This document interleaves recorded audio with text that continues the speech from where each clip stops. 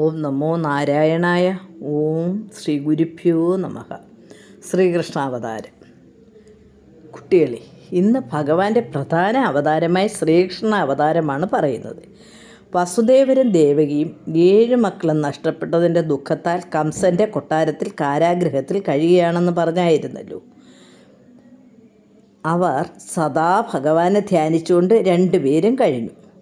7ാമത്തെ കുട്ടി ബലരാമനായി അവതരിച്ച കഥയും കേട്ടല്ലോ. അത് കഴിഞ്ഞ് ഭഗവാൻ താൻ ദേവകിയുടെ ഗർഭത്തിൽ അവതരിക്കാൻ പോവുകയാണെന്നും യോഗമായാദേവിയോട് പറഞ്ഞു. അതുകൊണ്ട് നീ അമ്പാടിയിൽ നന്ദഗോപൻ്റെ പത്നി യശോദയിൽ ഒരു പുത്രിയായി പിറക്കണമെന്ന് പറഞ്ഞു. അങ്ങനെ ദേവകിയുടെ ഗർഭത്തിൽ ഭഗവാനും യശോദയുടെ ഗർഭത്തിൽ മായാദേവിയും പ്രവേശിച്ചു. തൻ്റെ സഹോദരി 8ാമത്തെ ഗർഭം ധരിച്ചിരിക്കുന്നു എന്നറിഞ്ഞ കംസൻ അവളെ കാണാൻ കാരാഗൃഹത്തിലെത്തി. ഇതിനു മുമ്പ് ഒരിക്കലും കണ്ടിട്ടില്ലാത്ത തേജസ്സാണ് ദേവകിയിൽ കംസൻ കണ്ടത്. എന്നെ വധിക്കാനുള്ള ദിവ്യ ശിശുവിനെ വഹിക്കുന്നത് കൊണ്ടായിരിക്കാം ഇത്ര തേജസ് എന്ന് കംസൻ കരുതി. ഇവനെ ഞാൻ വധിക്കുക തന്നെ ചെയ്യും. അതുകൊണ്ട് ഭടന്മാരോട് വളരെ ശ്രദ്ധിച്ചിരിക്കണം എന്ന് പറഞ്ഞിട്ട് കംസൻ പോയി.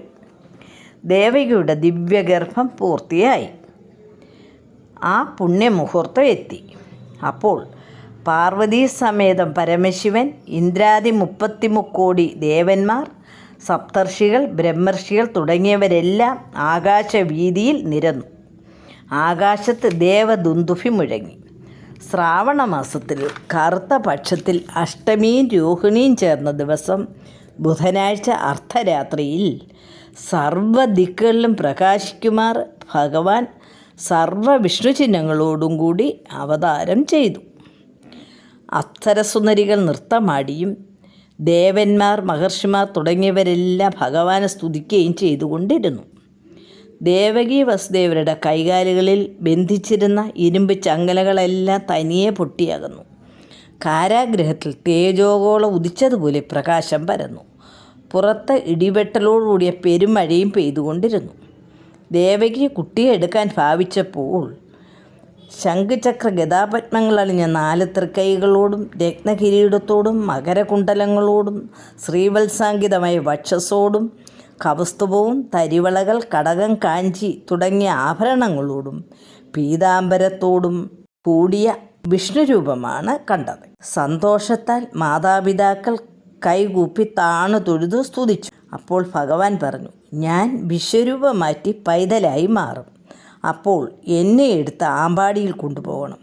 അവിടെ നന്ദഗോപരുടെ ഭാര്യ മായാദേവിയുടെ ശക്തിയാൽ ഒരു പെൺകുട്ടിയെ പ്രസവിച്ചിട്ടുണ്ട്. എന്നെ യശോദയുടെ അടുത്ത് കിടത്തിയിട്ട് അവിടുന്ന് പെൺകുഞ്ഞിനെ ഇവിടെ അമ്മയുടെ അടുത്ത് കൊണ്ട് കിടത്തുക. അച്ഛൻ തിരിച്ചു വരുന്നതുവരെ കംസനോ അവൻ്റെ ഭടന്മാരോ കാവൽക്കാരോ അറിയുകയില്ല. ഇത്രയും പറഞ്ഞിട്ട് ഭഗവാൻ ശിശുവിൻ്റെ രൂപം ധരിച്ചു. ദേവകി ആ പൊന്നോമനെ വാരിയെടുത്ത് ചുംബിച്ചിട്ട് വസുദേവരുടെ കയ്യിൽ കൊടുത്തു. വസുദേവർ കുട്ടിയെ എടുത്തുകൊണ്ട് നടന്നു. പൂട്ടുകൾ താനെ തുറന്നു. ഇരുമ്പ് വാതിലുകളെല്ലാം തുറന്നു കിടക്കുന്നു. കാവൽക്കാരെല്ലാം കൂർക്കം വലിച്ച് കിടന്നുറങ്ങുന്നു. വസുദേവർ പുറത്ത് കടന്നു. കുഞ്ഞിനെ തലയിലേറ്റി മഴയത്ത് നടക്കാൻ തുടങ്ങി. അപ്പോൾ അനന്തൻ ഫണം വിടർത്തി കുട പിടിച്ചു കൊടുത്തു. ഫണത്തിലിരിക്കുന്ന രത്നത്തിൻ്റെ പ്രകാശത്താൽ വെളിച്ചം കാണിച്ചു കൊടുത്തു. ആനക ദുന്ദുഭിയോടൊപ്പം ആകാശത്തുകൂടി ദേവന്മാർ, ഗന്ധർവന്മാർ തുടങ്ങിയവരെല്ലാം നീങ്ങിക്കൊണ്ടിരുന്നു. എല്ലാവരും പൂക്കൾ പൊഴിച്ചുകൊണ്ട് ഭഗവാന്റെ അവതാരം ഒരു പുണ്യ ഉത്സവമാക്കി മാറ്റി. കുറേ നടന്നപ്പോൾ ഇളകിമറിയുന്ന കാളിന്തിയാണ് മുൻപിൽ. നിസ്സഹായനായി നിന്നപ്പോൾ പുണ്യനദിയായ കാളിന്തി ജലത്തെ ഇരുഭാഗങ്ങളിലേക്ക് നീക്കി പാത ഒരുക്കി കൊടുത്തു. വസുദേവർ വേഗം നടന്ന് അക്കരെ ആമ്പാടിയിലെത്തി. അവിടെയും ഭഗവാന്റെ ശക്തിയാൽ എല്ലാവരും ഗാഠനിദ്രയിലായിരുന്നു. വാതിലുകളെല്ലാം താനേ തുറന്നു. യശോദയും ക്ഷീണത്താൽ നിദ്രയിലായിരുന്നു. വസുദേവർ മകനെ തെരുതെരെ ചുംബിച്ചിട്ട് മനസ്സില്ലാ മനസ്സോടെ കുട്ടിയെ യശോദയുടെ അടുത്ത് കിടത്തി. അവിടുന്ന് പെൺകുഞ്ഞിനെ എടുത്ത് തിരിച്ചു വന്ന് കാരാഗൃഹത്തിൽ ദേവകിയുടെ അടുത്ത് കിടത്തി. ഉടൻ തന്നെ കാരാഗൃഹങ്ങളും ചങ്ങലകളും എല്ലാം പഴയ രീതിയിലായി. പെട്ടെന്ന് കുട്ടി ഉച്ചത്തിൽ കരയാൻ തുടങ്ങി. ഉടൻ കാവൽക്കാരെല്ലാം ഞെട്ടി ഉണർന്നു. വിവരം കംസനെ അറിയിച്ചു. പെട്ടെന്ന് ചാടി എണീറ്റ് കംസൻ പരിഭ്രാന്തനായി കാരാഗൃഹത്തിലെത്തി കുഞ്ഞിനെ തൂക്കിയെടുത്തു. ദേവകി കരഞ്ഞപേക്ഷിച്ചെങ്കിലും അതൊന്നും വകവയ്ക്കാതെ കുട്ടിയെ പാറയിലടിക്കാൻ മേൽപോട്ട് ഉയർത്തിയപ്പോൾ കയ്യിൽ നിന്ന് വഴുതി കുട്ടി ആകാശത്തിലേക്ക് ഉയർന്നു. അപ്പോൾ കംസൻ ഒരു അത്ഭുത രൂപിണിയായ ദേവിയാണ് കണ്ടത്. സകല ആഭരണങ്ങളോടും കൂടിയ ഒരു സ്ത്രീ. ദേവി ഇങ്ങനെ പറഞ്ഞു: ഹേ ദുഷ്ടനായ കംസ, സ്ത്രീകളോട് പരാക്രമം കാണിക്കണ്ട. നിന്നെ വധിക്കാനുള്ള കുട്ടി എന്നോടൊപ്പം ഭൂമിയിൽ ജനിച്ചിട്ടുണ്ട് എന്ന് പറഞ്ഞ് ദേവി മറഞ്ഞു. കംസൻ ഭയത്തോടെ ഒരു ജീവച്ഛവം പോലെ നിന്നു.